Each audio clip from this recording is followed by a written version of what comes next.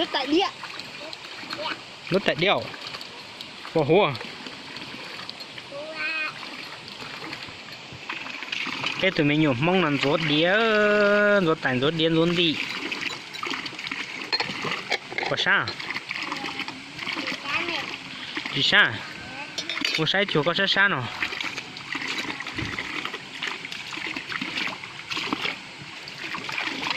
Vô hú nữa.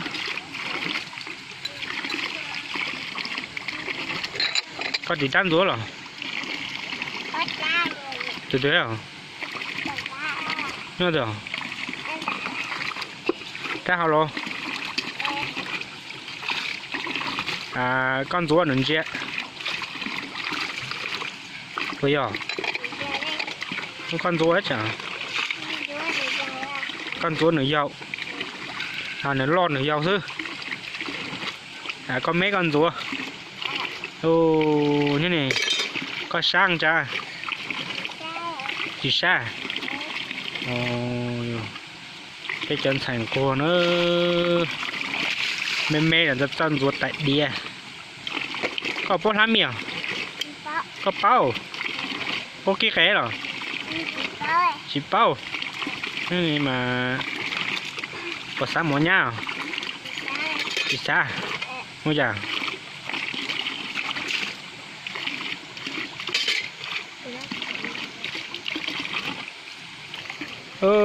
Bên tên thành của nó ít biết tên ruột tàn ho.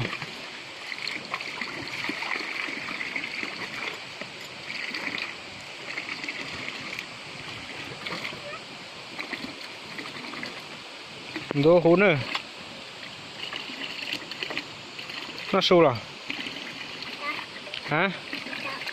Ủa rõ chưa sủa. Con chế. Vô rồi. Từ từ vô à? Có tủ lỏng đâu à? Vô chặt ra.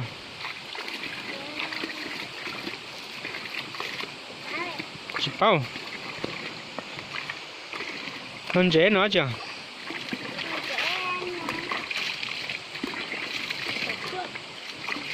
Nó cầu xua. Ngồi đi. Cho nhường xài hoàng quần rốt tư thế nữa.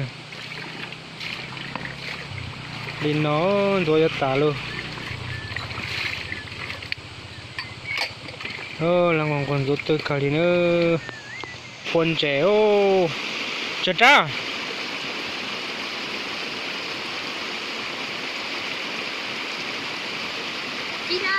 Chị ra. Giờ nó quần trẻ nó để lọc cơ. Người ta tập quần trẻ cho một sâu nào. Cho tung không khoa xưa.